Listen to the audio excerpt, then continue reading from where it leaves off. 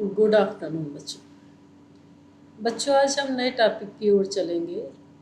गोदान की उपन्यास की कला का उद्देश्य समाज मंगल की भावना से कैसे प्रेरित होता है। गोदान की इस आधार पर इस मत की व्याख्या कीजिए। तीसरे चैप्टर में आ गए हम लोग। युग जीवन की उद्वेलित करने वाली समस्याओं का चित्रण।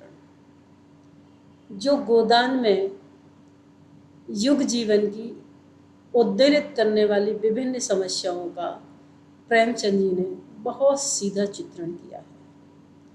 उन्होंने अपने अनुभव से अर्थात प्रेमचंद जी अपने जीवन के कुछ अनुभव से इस परिणाम पर पहुंचते हैं कि सामंतवादी और जो पूंजीवादी लोग होते हैं वो दोनों प्रकार से शोषण करते हैं, और जब शोषण करते हैं तो जनता का उद्धार नहीं हो पाता है। इनके शोषण से मुक्ति मिलने पर ही सामंतवादी और पूंजीवादी लोग जब शोषण नहीं करेंगे अर्थात शोषण से मुक्ति मिलेगी तो जनता का उद्धार हो गया। इसलिए गोदान में उन्होंने एक साथ सामंतवादी और पूंजीवादी शोषण की प्रताड़नाओं का चित्रण किया है। जो प्रताड़नाएं हैं जब उनका अंत होता है तो समानता के आधार पर वर्गहीन समाज स्थापित होगा।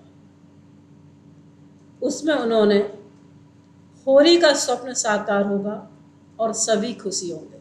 मतलब जो वर्तमान की समस्या को लेकर जो चित्रित किया है उन्होंने इस बात को प्रेरणा दी है कि यदि हमारे पूंजीवादी और सामंतवादी लोग जो हैं वो निम्न वर्ग के लोगों का शोषण करना बंद कर दें, मध्यम वर्ग के लोगों का शोषण करना बंद, तो हमारा समाज जो है वो एक स्तर पर आ जाएगा। गोदान में युग संस्कृति का समग्र और संवेद चित्र उपस्थित हुआ है। सन 1935 में राष्ट्रीय कांग्रेस ने पहली बार श्रमिकों और कृषकों की संगठित शक्ति को मान्यता प्राप्त की थी। कब? सन 1935 में। देश में श्रमिक और कृषक आंदोलन के अंग होते हुए भी पृथक स्वतंत्र और संगठित अस्तित्व बन गए, और अस्तित्व के अभाव में वर्ग वैषम्य को समाप्त कर वर्ग विहीन समाज की स्थापना स्पष्ट हो चली। अब भविष्य क्या हुआ कि भविष्य में श्रमिक वर्ग की संगठित शक्ति के हाथ में होगा। तो सन 1936 में प्रेमचंद जी ने एक प्रगतिशील आंदोलन की अगुवाई की।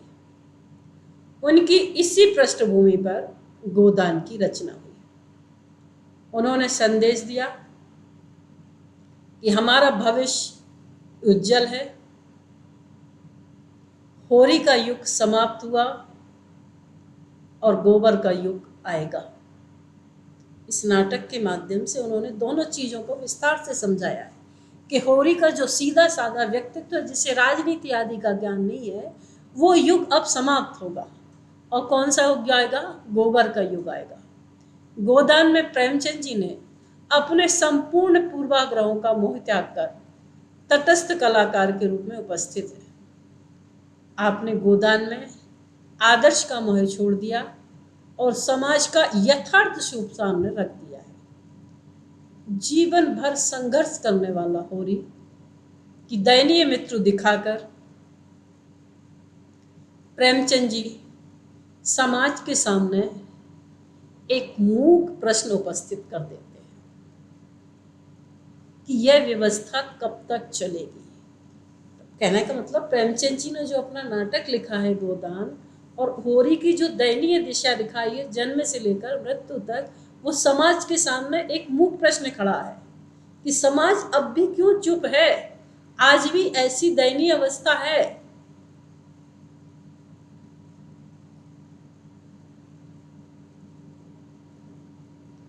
यह व्यवस्था कब तक चलेगी। साथ ही गोबर के विद्रोह के रूप में यह भी संदेश देते हैं कि यह व्यवस्था जो है जो गोबर ने अपनाई है वो भी अधिक दिन तक चलने वाली नहीं है, ये तो टूट कर रहेगी। जिस तरीके से गोबर विधवा स्त्री को लाया है, फिर जिस तरीके से माँ बाप का अपमान किया है, फिर जाकर अपनी पत्नी विधवा पत्नी को भी मारा पीटा है, तो ये स्थिति भी ज़्यादा दिन चलने वाली नहीं है। विश्वम्भर मानव के शब्द में गोदान का लक्ष्य और उद्देश्य इस प्रकार से है। सबसे पहला उनका उद्देश्य है कि किसी प्रकार अपनी परिस्थिति और संस्कारों से पिसता हुआ वह दरिद्र प्राण होरी किसान करुण मृत्यु प्राप्त करता है। जिस प्रकार सभी का पेट भरता हुआ स्वयं अपने जीवन की सामान्य इच्छाओं को पूर्ण करने में असमर्थ रहता है, यह सब गोदान में दिखाया है। गोदान का लक्ष्य है कि किस प्रकार होरी किसान जो है कितनी भी मेहनत की है उसने और कितना भी बलिदान किया है, लेकिन वो जिंदगी भर पिसता रहा, उसकी इच्छाएं पूर्ण नहीं हो पाई। ये गोदान में लक्षित किया है। गोदान भारत में अबाध चल रहे शोषण चक्र का यथार्थ रूप सामने रखा है।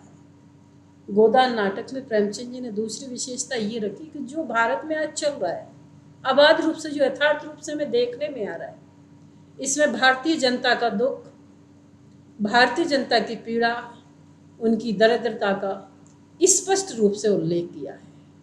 और साथ ही पीढ़ी दर पीढ़ी दुख भोगने का, जो कष्ट भोगने की पीढ़ी सामने चली आ रही है, वो भी प्रेमचंद जी ने यहाँ स्पष्ट उल्लेख दिया है। उन्होंने पाठकों के समक्ष पतोन्मुख रूढ़िवादी हिंदू समाज के चरमराते ढांचे का यथार्थ रूप सामने रखा है। गोदान वर्ग में 3 वर्ग है। पहला कृषक वर्ग है, वो सर्वाधिक दुखी है, पीड़ित है, शोषित है और निराश भी है। होरी इसका प्रतिनिधित्व करता है क्योंकि वो कृषक है। दूसरा वर्ग उन्होंने रखा मालती जैसे लोगों का, जिसको हम कह सकते हैं मध्यम वर्ग। इस वर्ग की आर्थिक दशा अच्छी नहीं है। मेहनत करके ये मध्यम परिवार अपने लिए कपड़े अचकन यानी कपड़े भी नहीं सिलवा पाते हैं। उनके ऊपर मकान किराए की डिग्री तक हो जाती है। तीसरा वर्ग है शोषकों का, मतलब दूसरा वर्ग है जो न पर्याप्त कपड़े पहन पा रहा है, न पर्याप्त खा पी रहा है, न पर्याप्त पढ़ रहा है। और तीसरा वर्ग है शोषकों का। इसका प्रतिनिधित्व राय साहब जी करते हैं, खन्ना जी करते हैं। इस शोषक वर्ग की करतूतों का गोदान में भंडाफोड़ हुआ है। राय साहब जो हैं वो सर्वाधिक शोषण करते हैं, वे ऊपर से मीठी चुपड़ी बातें करते हैं, परंतु यथार्थ में वो पशु हैं, हिंसक पशु।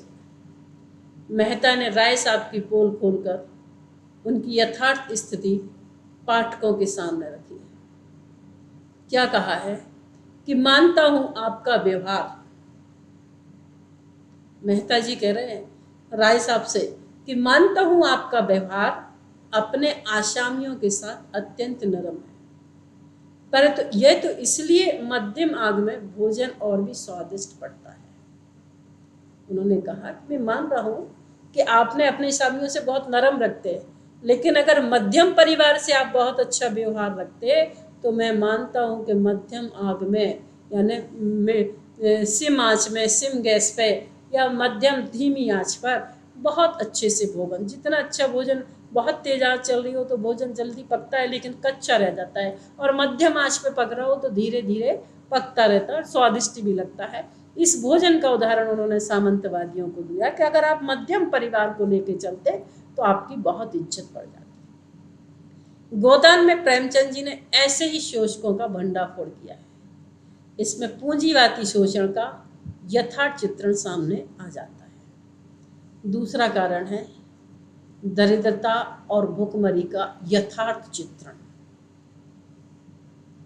दरिद्रता और भुखमरी, गोदान का यह कथानक भी स्पष्ट करता है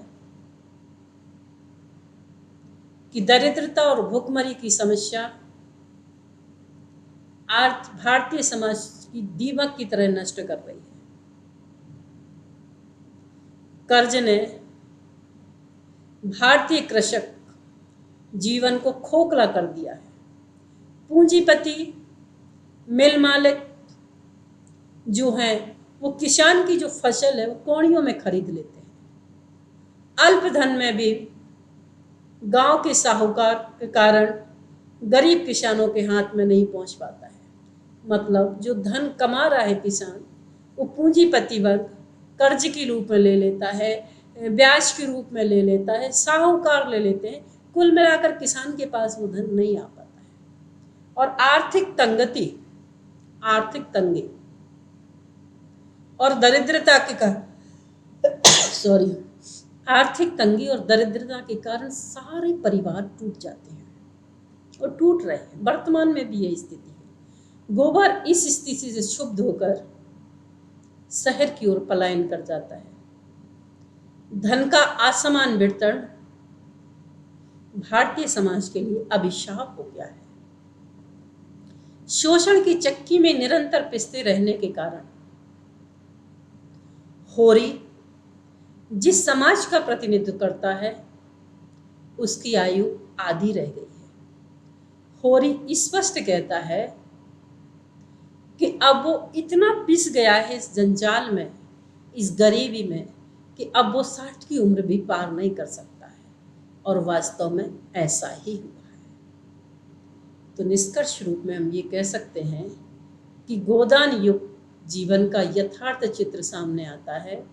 प्रेमचंद जी ने शोषण के अबाध चक्र को प्रस्तुत करके उसके प्रति जन जन को सावधान किया है और अंत में वर्ग विहीन समाज, अंत में समाजवादी समाज की स्थापना का संदेश देते हुए उन्होंने शांति और सच्चे सुख की आने की संभावना व्यतीत कही है।